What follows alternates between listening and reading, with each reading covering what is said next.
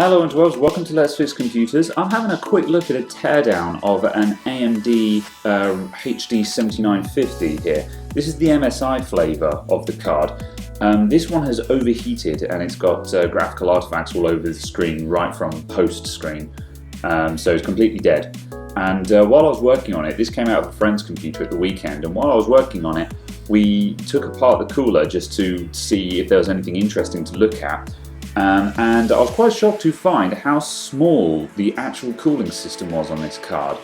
Now, this is not necessarily MSI's fault. This is what's known as a reference cooler, which means the actual cooling design is a fairly standard one. You'll see multiple manufacturers, including HIS and so on and so forth, all using the same design of cooler.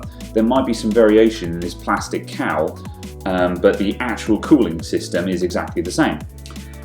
Now, of course, while the card was all constructed with this big plastic cowl over the top, it looks like he's got a big beefy cooler on, because he's got this big massive plastic cover across it. But as we took it apart to see what kind of dust buildup there was inside, we got down to the actual fan and heatsink. Now, this is just a fan with a plastic cowl around it, and this is the actual heatsink. As you can see, the heatsink is actually very small.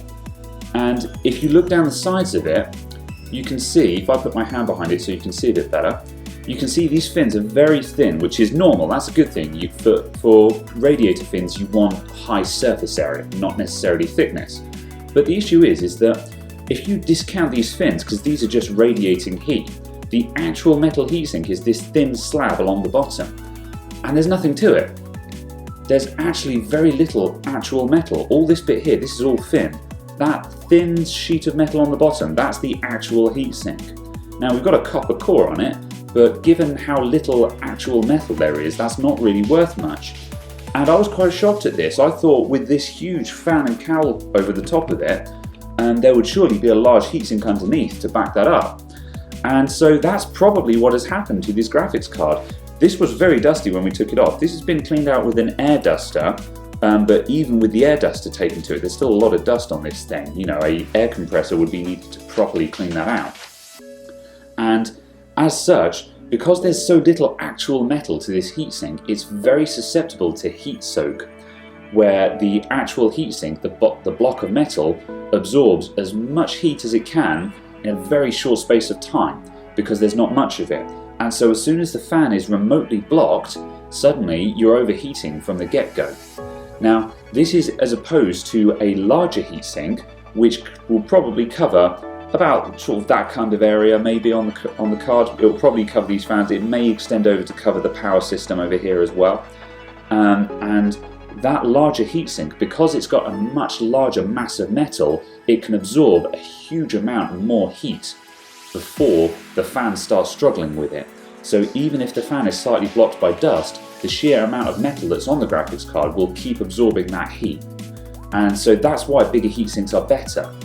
So what you want to take away from this is that when you're buying a graphics card, look out for ones that are using reference cooler designs like this one. You can spot them a mile away, because if you have a look through the various other flavors of the same graphics card made by other manufacturers, you'll see that they clearly have the same basic design of cooler on them. What you want to do is look for one that has a cooler that's been designed by the manufacturer. So with MSI, they have a branding that's called their Twin Frozer design, where they'll have big heatsink with heat pipes and twin blowers on it. That's MSI's cooling design. That will be wildly better than this reference design.